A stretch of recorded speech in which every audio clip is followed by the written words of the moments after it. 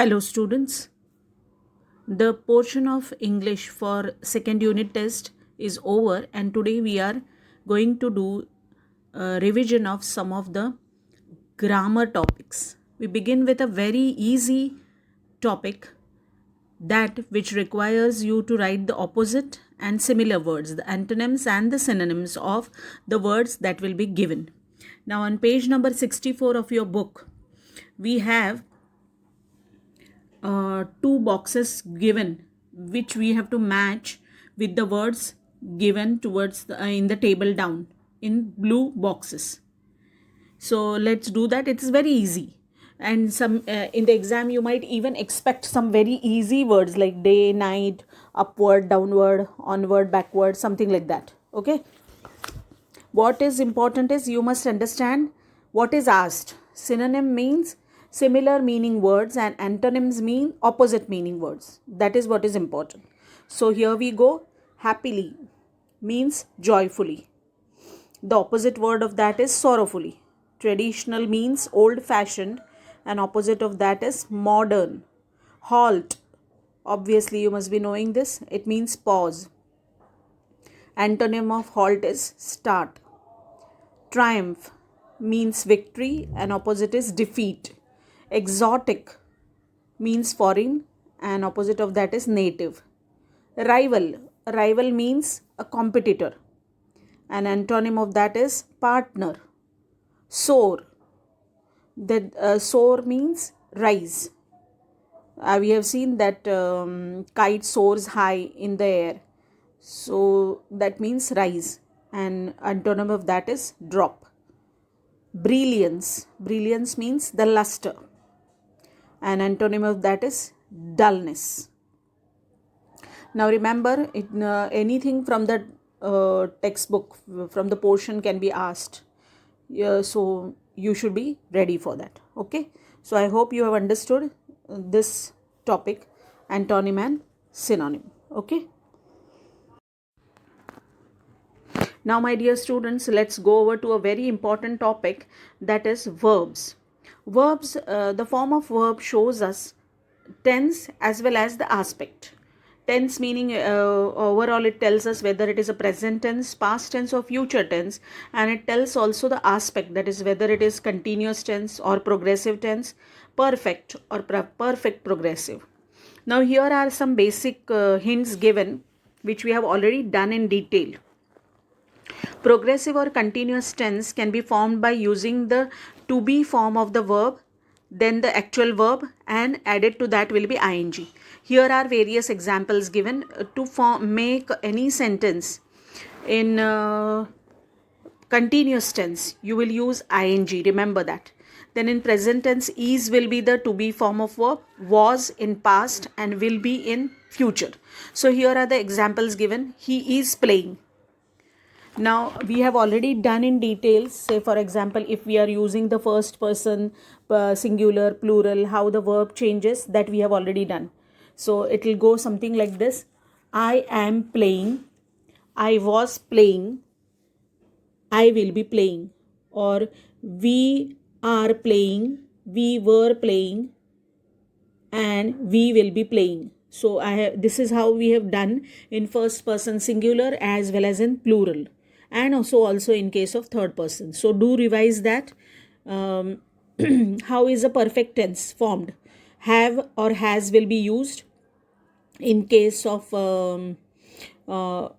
present and future tense, and remember, had will be used in case of past perfect. This also we have done in detail, so do refer to that table which I have already given to you. Now coming to the topic of homophones. We already know that homophones are pair of words that sound the same but they differ in spellings and meanings. Now one example has been given in the book itself, some and some. The other examples I am sure you know, sun and sun, S-O-N sun and S-U-N sun. Then others are F-A-I-R fair and F-A-R-E fair. Many are there, H-A-I-R hair and H-E-I-R hair. So these are the words which their sound is same, but their spelling and meanings are different. Then we have already done homographs. What do you remember? What are homographs? Homographs are the words that have same spelling and pronunciation but have different meanings in different situation or contexts. Say for example, fine. This is a fine example. If I am saying like that, then here the word fine means good. That this is a fine example of art. This is a good example of art, that means. And suppose I use the word fine. Government levied a fine of rupees 2 lakhs. Here fine means something that has been charged for doing something wrong. Okay. Then there are many such things. Rose, ROAC, rose. One of the examples that have been given in the book. Rose is a flower, and we know that rose is the past tense of the verb rise. Many words can be referred to in this context. For example, interest. Interest means the feeling of wanting to know or learn something. All my classmates show interest in studies, or I show interest in what you can say, sports. So here there is a feeling of wanting to know or learn something more. But if I use it like this, today banks are paying good interest on fixed deposits. So here the meaning of the word interest is the money paid regularly at a particular rate for as a fee for money. So on and so forth. So you can yourself make the sentences based on well, left, just, mind, so on and so forth. They are the same words. I mean, the same word is used, but the contextual meaning will be different every time. Okay, these are called as homograph. Remember, homograph has got the same spelling, but the meaning differs. Whereas homophones means the words which sound the same, but their spellings are different and meanings are also different. Okay, so do revise this also.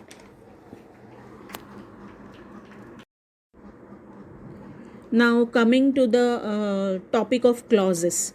Clauses is a really very difficult topic to understand, but in a very limited sense it has been covered in our textbook. That day we have done that a phrase is a group of words that does not have a verb, and because it does not have a verb, there is no doer, there is no subject. Whereas a clause is a group of words that has a subject as well as a verb. And then we had also gone to see that the clauses which can stand on their own are known as the main or the principal clause, and the clauses which cannot stand on their own are called as dependent or the subordinate clause. And then we had also seen the subordinators. They are the joining words. To join the words, I mean clauses, principal clause and the subordinate or the dependent clause, you make use of certain words. They are called as the joining words, or they are also called as subordinators. Okay, so now that time we had not revised this. On page number 72 of your textbook, few examples have been given, and we have to point out the main clause and the subordinate clause in them. Okay, so let's do that. So now let's solve the exercise on page number 72. In the following sentences, point out the main clause and the subordinate clause. Also encircle the subordinator. There was a colony where many struggling artists lived.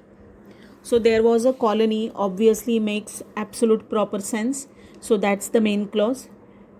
Where many struggling artists lived is the subordinate clause, and where is the subordinator?